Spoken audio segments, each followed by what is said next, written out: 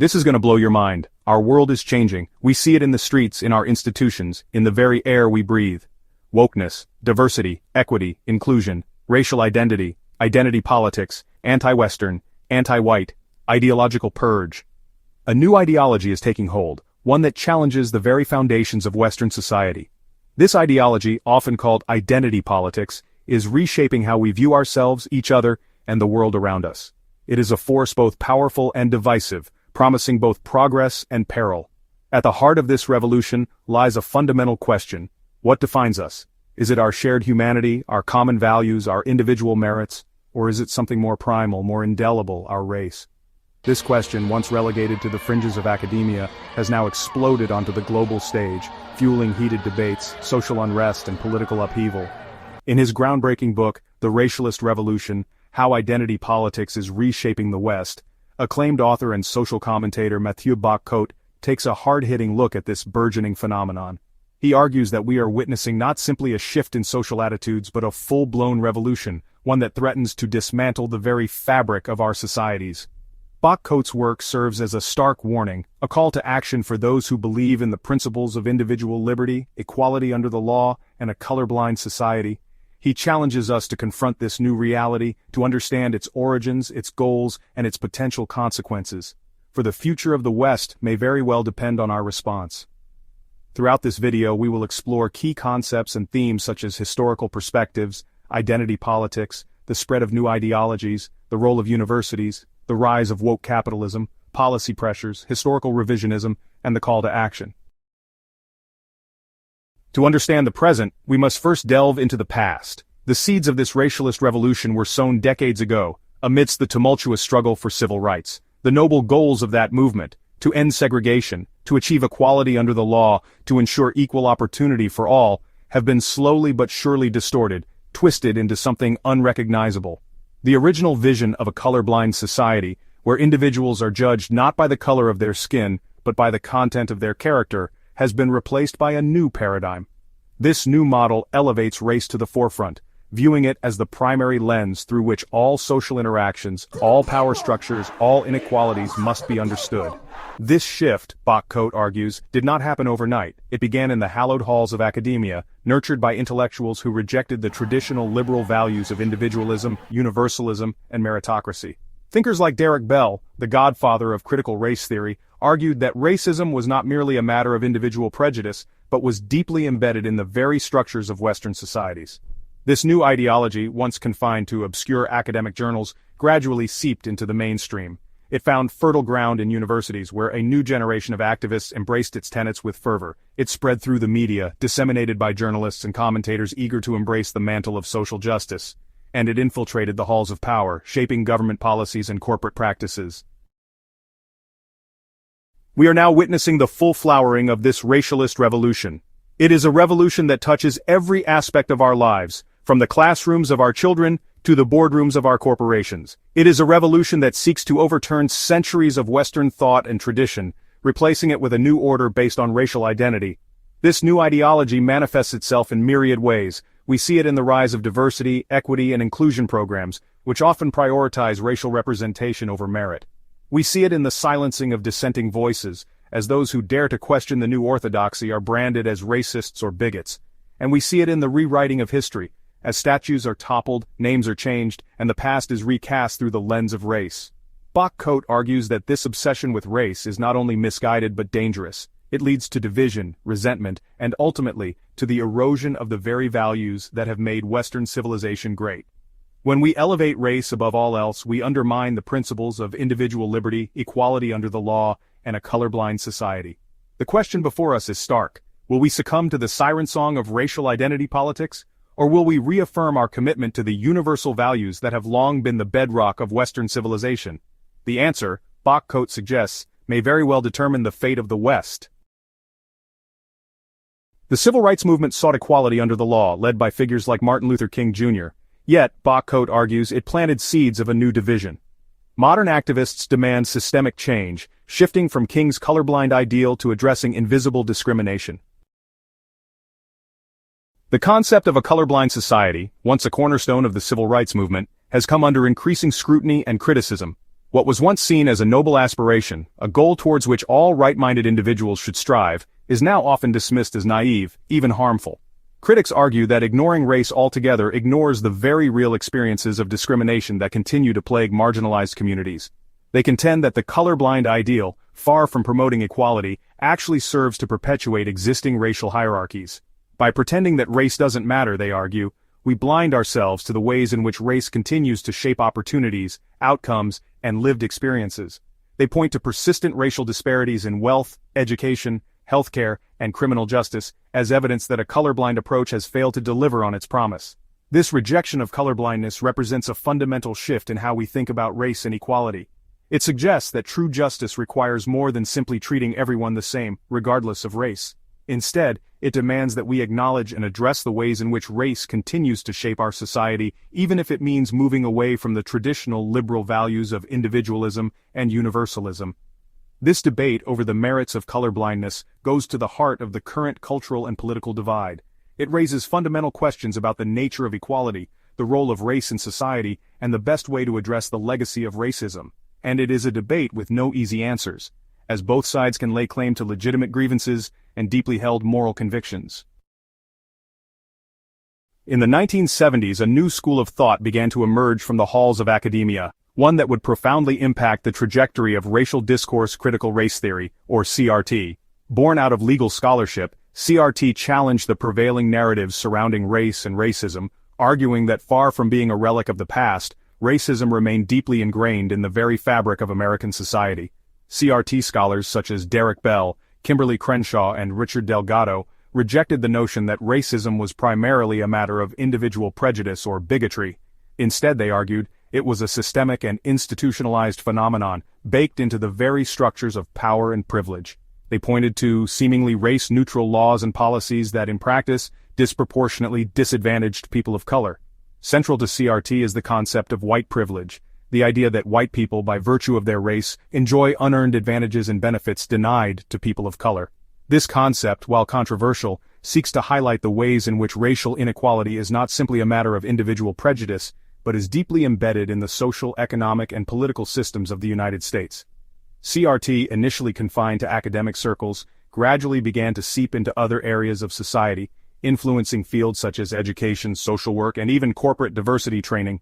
Its core tenets, while often subject to misinterpretation and distortion, have sparked a national conversation about the enduring legacy of racism and the need for systemic change.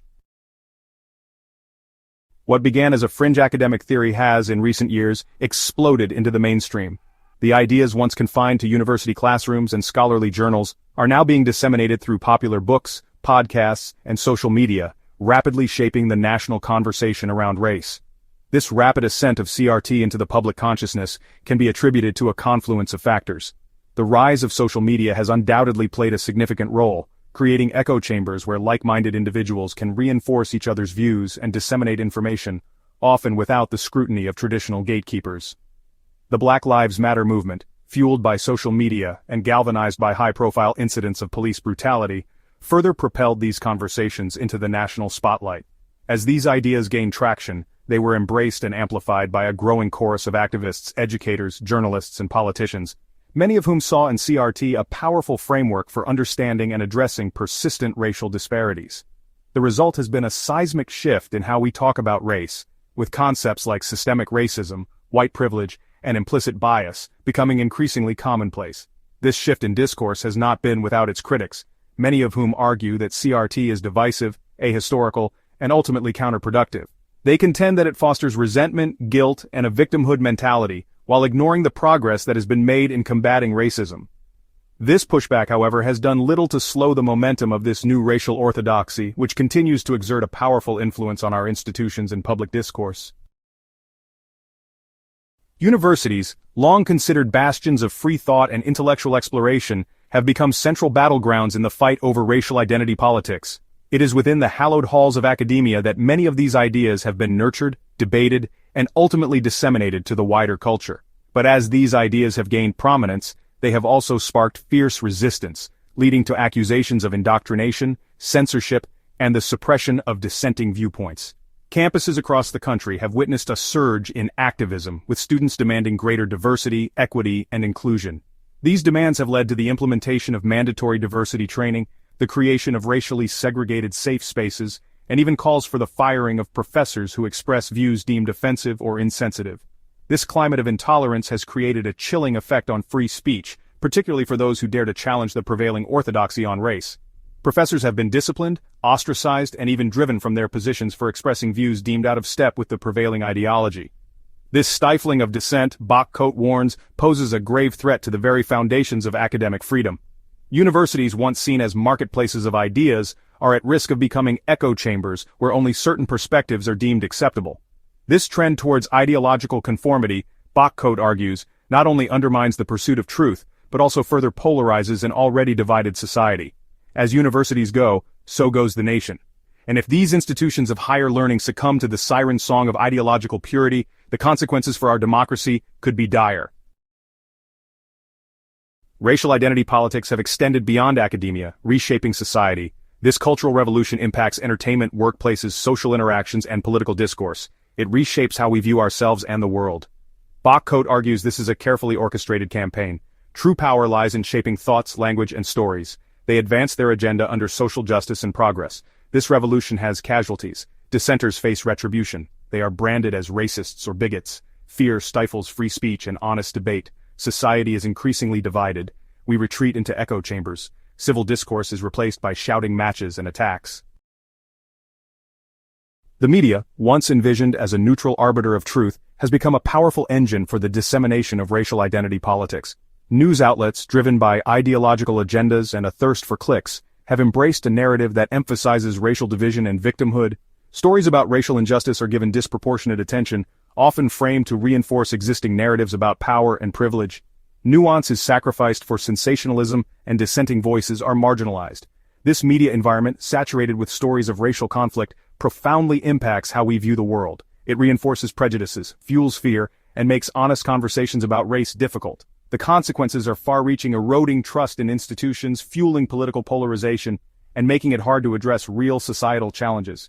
The media reflects and shapes our worst impulses, contributing to a climate of fear and distrust. This vicious cycle must be broken to restore a balanced perspective. The corporate world, once driven by profit, has increasingly embraced racial identity politics under the banner of diversity, equity, and inclusion, DEI. This shift is driven by social justice concerns, a changing consumer base, and fear of reputational damage.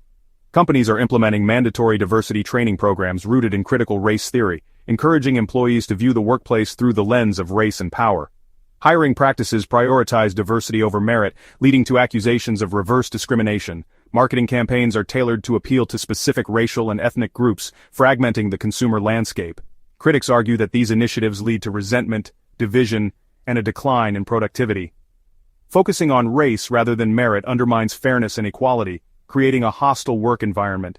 The rise of woke capitalism raises questions about the role of corporations in society and their broader social responsibility.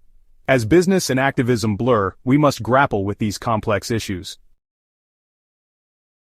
Racial identity politics influence government policy, shaping education, criminal justice reform, and healthcare legislation. Proponents argue these policies address systemic racism and promote social justice, while critics contend they exacerbate racial tensions and undermine individual rights. In education, culturally responsive curricula emphasize racial identity over shared values. Calls to eliminate standardized testing, seen as biased, ignore their role in promoting accountability. Racially segregated affinity groups on campuses further divide students. In criminal justice, the defund the police movement and eliminating cash bail are contentious issues. Critics argue these policies jeopardize public safety and increase crime. The impact of these policies on society is profound, shaping laws, institutions, and our understanding of citizenship. Whether they promote equality and justice remains to be seen. The relentless focus on race has transformed our culture, affecting interactions, stories, and social fabric. This obsession creates a climate of fear, suspicion, and resentment, undermining unity and individual dignity. Call-out culture publicly shames individuals for perceived racial insensitivity. Self-segregation in schools, workplaces, and neighborhoods is becoming common. A shared sense of national identity is eroding, replaced by a focus on differences. This cultural transformation undermines societal cohesion, fueling division and making it hard to address national challenges. Fear and self-censorship stifle honest conversations about race. We face a choice: continue down this path or embrace common humanity and reaffirm equality and liberty. The time to choose is now. History has become a battleground in the fight over racial identity politics. The past is seen as a malleable narrative, subject to revision for present-day political agendas. This assault on history seeks to delegitimize Western civilization and pave the way for radical societal restructuring. Removing statues and monuments, rewriting textbooks, and historical revisionism are forms of this assault. The goal is to undermine existing institutions and values by portraying history as an unbroken chain of oppression. This approach reduces history to a simplistic morality tale, ignoring progress and denying the agency of historical figures. It risks repeating the very mistakes it claims to condemn. Understanding history's complexity is crucial for learning from the past. We must resist the urge to judge the past solely by present standards. Statues have become lightning rods for controversy in an era of racial reckoning. Monuments to historical figures are being toppled, defaced, or removed, seen as complicit in colonialism and oppression. The debate over statues reflects a deeper struggle over history, racism, and Western civilization's identity. Proponents argue these monuments represent a painful reminder of a dark past. Opponents counter that removing statues erases history and denies future generations the opportunity to learn. Judging historical figures by present standards ignores historical context. The debate over statues is about how we remember our past and define our values. It goes to the heart of who we are as a people and what kind of society we want to be. This struggle over memory and identity is crucial for our future. The year 1619 marks the arrival of enslaved Africans in Virginia, a pivotal moment in American history. The 1619 Project places this event at the center of the American story, arguing it is the nation's true founding moment.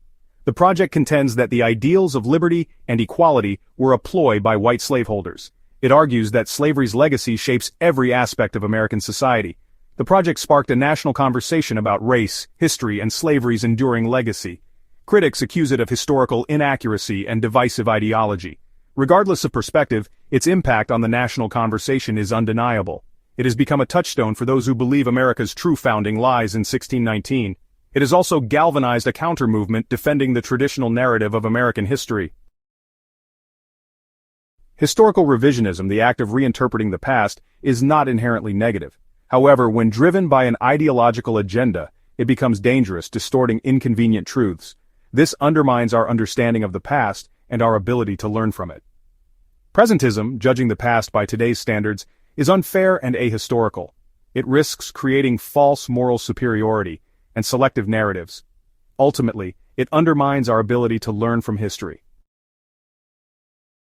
In the face of this onslaught on history, it is more important than ever to reaffirm the importance of truth, accuracy, and a nuanced understanding of the past. This does not mean ignoring the sins of the past or whitewashing the injustices that have been perpetrated. On the contrary, it means confronting those injustices head-on, learning from them, and working to ensure they are never repeated. However, it also means recognizing that history is complex, messy, and often contradictory, and that reducing it to a simplistic morality tale does a disservice to the past and to our own understanding of the world. Reclaiming our past requires a commitment to honest inquiry, a willingness to grapple with uncomfortable truths, and a rejection of ideological agendas that seek to distort or manipulate history for political gain. It means engaging in respectful dialogue, even with those with whom we disagree, recognizing that we can learn from each other even when we do not see eye to eye. And it means teaching future generations to be critical thinkers, capable of analyzing historical evidence, evaluating different perspectives, and drawing their own conclusions. The battle for history is not just about preserving statues or rewriting textbooks. It is a battle for the very soul of our society. It is a battle between those who seek to divide us based on race and those who believe in the possibility of a more united and just future. It is a battle between those who seek to rewrite the past to fit their own agenda and those who believe in the power of truth to set us free. The stakes could not be higher. The outcome of this battle will determine not only how we remember the past, but also how we shape the future. If we allow ideology to triumph over truth, if we allow the past to be weaponized for political gain, we risk repeating the very mistakes we claim to condemn. But if we can reclaim our past, if we can learn from its lessons and embrace its complexities, we can build a better future, one based on understanding, reconciliation, and a shared commitment to justice. Western civilization is at a crossroads, facing a profound ideological struggle. Universalism champions equal worth for all, inspiring social progress. Racialism challenges this, focusing on race as the primary lens. This clash is a battle for the soul of Western civilization. Bock-Côté warns of a divided, unjust society if racialism prevails. The universalist ideal, once a guiding principle, is now criticized as naive and harmful. Critics argue it ignores ongoing racism and discrimination. They believe true justice requires acknowledging racial impacts. Universalism, however, seeks equality through shared humanity. It offers a framework for a just society, valuing character over race. The politics of division tell us our identities are rooted in race, not humanity, pitting us against each other. This ideology divides us, essentializes racial groups, and reinforces harmful stereotypes. It creates a climate of perpetual grievance, making reconciliation nearly impossible. The rise of racial identity politics fragments the self, eroding individuality in favor of group identity. We risk losing sight of our unique individuality, capable of independent thought and personal responsibility. This focus on group identity can be deeply constricting, limiting our horizons and shaping our perceptions. When our identities are reduced to group affiliations, our capacity for empathy and understanding diminishes. We become more likely to see the world in black and white terms, allies and adversaries. This tribalism, fueled by social media, makes civil discourse and finding common ground difficult. The erosion of individual identity has profound implications for our understanding of freedom and responsibility. In the face of division, we must reaffirm our commitment to the universalist ideal, rediscovering the common humanity that binds us together, confronting injustices head-on, while reaffirming the dignity and worth of every human being. Embrace empathy, compassion, and understanding. Create a world where all are treated with respect. The Western world stands at a precipice, confronting a choice with profound consequences. The path of racialist ideology beckons with division and resentment. It reduces identity to skin color and weaponizes history. This path leads to a fractured society. The alternative path of universalism offers hope for a just future. It demands we reject division and affirm human dignity. Engage in honest conversations about race and inequality. This is not a choice between ignoring race and obsessing over it. It is about seeing beyond skin color to our shared humanity. This choice requires courage and conviction. Stand up to division and strive for dignity and respect for all. The choice before us is a call to action, to build a more just and equitable society. It is a collective responsibility, demanding active participation for a better world. This begins with education, equipping future generations to navigate race and racism. We must teach our children about courage, resilience, and resistance, hold leaders accountable, demand equality, fairness, and justice for all, advocate for reforms, create opportunities, and strive for a united future. The path forward is challenging but essential. Let us choose wisely. Thank you for staying with us till the end of the movie. Don't forget to like and subscribe to stay tuned for much more great content to come.